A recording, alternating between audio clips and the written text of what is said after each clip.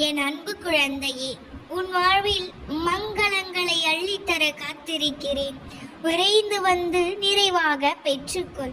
இதுவரை உன் வாழ்வில் வந்த கர்ம வினைகளின் பயன்களையும் சோதனைகளையும் துன்பங்களையும் பெற்றுக்கொண்டாயல்லவா? அவற்றையெல்லாம் சில சமயம் எதிர்த்து போராட முடியும், சில சமயம் அழுது ஆர்ப்பாட்டம் செய்தும், சில சமயங்களில் கவலை கொண்டு புலம்பியும், பல சமயங்களில் அப்பாவே துணை என்று என் பாதங்களில் சரணடைந்தும் எல்லாவற்றையும் சமாளித்து வெளிவந்து விட்டாய். இதோ நீ பட்ட அத்தனை கஷ்டங்களுக்கும் பலனாக உன் வாழ்விற்கு சேர்க்க வேண்டிய அத்தனை மங்களங்களையும் அள்ளித்தர உன் அப்பா நான் வந்துள்ளேன். இந்த நல்ல நாளில் நல்ல நேரத்தில் மன நிறைவாக பெற்றுக்கொள் செல்லமே. இனி உன் வாழ்வில் ஒவ்வொரு நொடியும் சுபமான நிகழ்ச்சிகளே நடக்கும். உன் வாழ்க்கையில் நீ இதுவரை பயணித்த பாதையினை உணர்ந்து கொண்டாயனால் உன் வழிகளை எல்லாம் நான் பார்த்து கொண்டுதான் இருந்தேன். இனி என் அற்புதங்களை நீ காண்பாய். நீ அனுபவித்து கொண்டு இருப்பது உன்னிடம் இருக்கும் அனைத்துமே நான் உனக்கு ஆசீர்வதித்து கொடுத்தது என்பதை நீ உணர்ந்து கொண்டால் உனக்கு சுபமே ஏற்படும். உனக்கு ஒவ்வொரு வினாடியும் என் மேல் நம்பிக்கை உண்டாவதற்காக நீ செய்யும் எல்லா செயல்களிலும் நான் உதவி செய்து கொண்டிருக்கிறேன். நீ அறிந்தும் அறியாமலும் கூட என் உதவி நீ செய்யும் எல்லா வேலைகளிலும் இருக்கும். என்னை எப்படி ஆசிர்வதிக்க வேண்டும், அர்ச்சனை செய்ய வேண்டும் என்ற விஷயத்தில் நீ குழப்பமடைய வேண்டாம். நான் உன்னிடம் இருந்து எதிர்பார்ப்பது உன்னுடைய அன்பும் பக்தியும் மட்டுமே.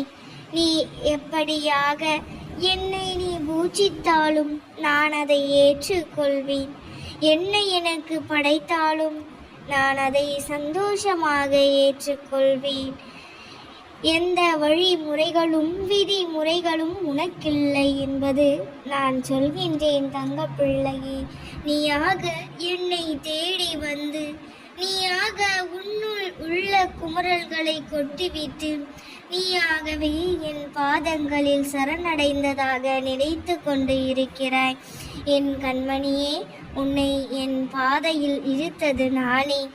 யாரிடம் சொல்லி அழுவது, யார் மூலம் இதற்கெல்லாம் வழி பிறக்கும் என்று திக்கு தெரியாமல் நின்றிருந்த போது உன்னை என் பாதையில் கட்டி இழுத்தேன்.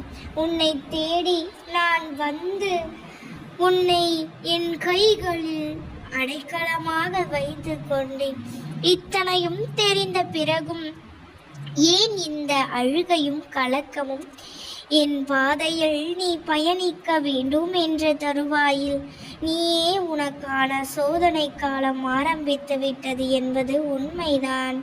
அதில் ஒவ்வொரு கணமும் உன் நம்பிக்கை, பொறுமை, நிதானம், அன்பு, பக்தி என இவை அனைத்தையும் நான் சோதிப்பேன். அது உனக்கு கஷ்டத்தை தர அல்ல, வாழ்க்கையின் பக்குவத்தை, ஆன்மீகத்தின் மகத்துவத்தை நீ அறிய வேண்டும் என்பதற்காகவே. நீ பயணிக்கும் வழியில் என் துணை நிச்சயம் இருக்கும். ஆனால் வழியில் முட்களும் இருக்கும். நீ கவனமாக நடந்தாலும் சில முட்கள் உன்னை காயப்படுத்தவும் செய்யும். காயங்கள் வலியை உண்டாக்கும். ஆனால் நீ அந்த வலியை தூக்கி எறிந்து விட்டு நட. உனக்கு துணை நானே. நீ எங்கே சென்றாலும் உனக்கு பக்க பலமாக உன் அப்பா நான் வருவேன். நீ எதற்கும் கவலைப்படாமல் இரு தங்கமே.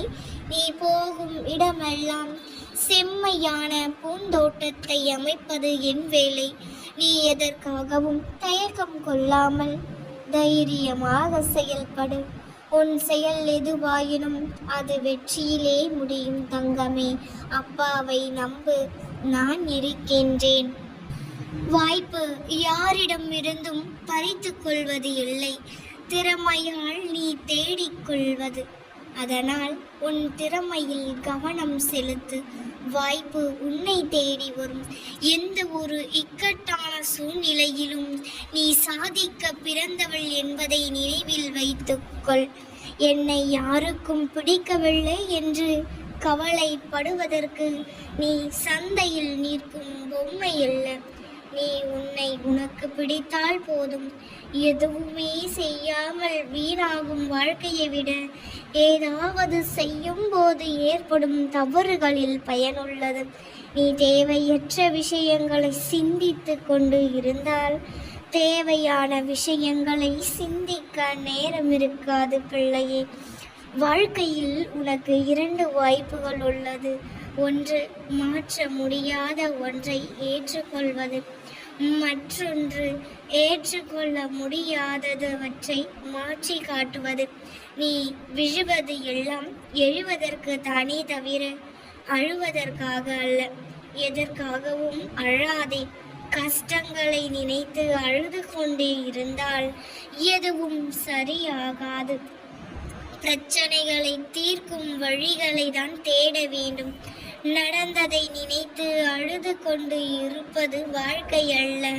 அதனை மறந்து ஆழ வைத்தவர்களுக்கு முன்னால் சிரித்த முகத்தோடு வாழ்வதே வாழ்க்கை. எதுவும் இல்லாத போது சமாளிக்கும் திறமையும் எல்லாம் உள்ள போது நீ நடந்து கொள்ளும் முறையும் தான் உன் வெற்றியை தீர்மானிக்கிறது குழந்தையே. உனக்கு நிகழும் அனைத்தும் இறைவனால் தீர்மானிக்கப்பட்டதே. நல்லதாக நடந்தால் அது அதிசயம், கெட்டதாக நடந்தால் அது அனுபவம். நீ மன அழுத்தத்தில் இருந்தால் இறந்த காலத்தில் இருக்கிறாய். கவலையில் இருந்தால் எதிர்காலத்தில் இருக்கிறாய். நீ மன அமைதியில் இருந்தால்தான் நிகழ்காலத்தில் வாழ்கிறாய் என்று அர்த்தம். வாழ்க்கை என்பது பாசத்திற்கும் தன்மானத்திற்கும் இடையில் நடக்கும் போராட்டம். இறுதியில் பாசம் வென்றால் உன்னை இழப்பாய், தன்மானம் வென்றால் உன் உறவை இழப்பாய். கடினமான மற்றும் அர்த்தமுள்ள காரியங்கள் எப்போதும் எளிதாக மற்றும் அர்த்தமற்ற காரியங்களை விட அதிக திருப்தியை கொடுக்கும். உயிரே போகும் நிலை வந்தாலும் நம்பிக்கையை மட்டும் இழக்காதே. இழந்தவைகளை மீண்டு கொண்டு வரும் ஆற்றல் அது ஒன்றுக்கு மட்டும் உள்ளது.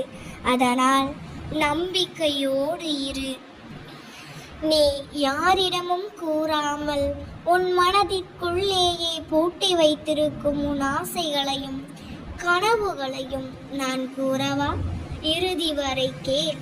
நான் கூறுவதையெல்லாம் சரி என்று நினைத்தால் இந்த வார்த்தைகள் உனக்கானவை. உன் கனவுகள் நிறைவேறிவிட்டதாக மகிழ்ந்துக்க. ஆரம்பத்தில் எல்லாம் அழகாகத்தான் நடந்தது. நீ நினைத்தது எல்லாம் நிறையவே தொடங்கியது. சிறிது காலம் சந்தோஷத்தின் சிறகை விரித்து கொண்டு பறந்து கொண்டும் இருந்தாய். நீ எதிர்பாராத நேரத்தில் சிறிதும் நினைத்து கூட பார்க்காத பிரச்சனைகள் ஒவ்வொன்றாக தலை தூக்க ஆரம்பித்தன. முதலில் உனக்கு ஒன்றுமே புரியவில்லை. ஏன் ஒவ்வொன்றாக இப்படி நடக்கின்றது என்று குழம்பிக் கொண்டு இருந்தாய் அல்லவா தங்கமே? வேடிக்கை பார்த்து கொண்டும் இருந்தாய்.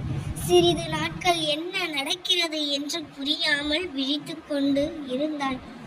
பிரச்சனைகளின் தீவிரம் உனக்கு புரியும் முன் எல்லாம் கைமீறி போய்விட்டது. முட்டி மோதினாய், போராடி பார்த்தாய். சிக்கல்கள் அதிகமானதே தவிர ஒரு துளியும் குறையவில்லை. இறுதியாக அப்பனே ஈஸ்வரா, என்னை புரிந்து கொள்ள எவரும் இல்லையா? எனக்கு உதவி செய்ய யாரும் இல்லையா? என்னை காப்பாற்ற இன்று என் பாதங்களில் யாரும் இல்லையா என்று என் பாதங்களில் சரணாகதி அடைந்து விட்டேன். இப்போது ஒவ்வொரு நாளும் ஒவ்வொரு நொடியும் நானே கதி என்று என் நாமத்தையே ஜெபித்து கொண்டு இருக்கிறாய். ஏதேனும் அற்புதம் நிகழ்ந்து விடாதா? ஏதேனும் அதிசயம் நிகழ்ந்து விடாதா என்று ஏக்கத்துடனே காத்து கொண்டு இருக்கிறாய். உன் மனதில் பூட்டி வைத்து இருக்கும் ஆசைகளையும் கனவுகளையும் பெரிதாக ஒன்றுமில்லை. எதையும் இழந்துவிடக் கூடாது என்ற பயமும் இழந்தவைகளை மீட்டுவிட வேண்டும் என்ற எண்ணமும் தான் இருக்கிறது. நீண்ட நாட்களாக கேட்டுக்கொண்டு இருப்பதை என் கையில் சேர்த்து விடுங்கள் அப்பா என்று தானே தினம் தினம் மன்றாடி கொண்டு இருக்கிறாய் குழந்தையே. கவலைப்படாதே. எல்லாவற்றையும் உன் கையில் ஒப்படைப்பது என் கடமை. எல்லாவற்றையும் பார்த்து கொள்வதும் என் கடமை தங்கமே. கவலைப்படாமல் நீ சந்தோஷமாக இரு. அனைத்தையும் நான் பார்த்து கொள்கிறேன். நாம் இருக்க பயமேன்.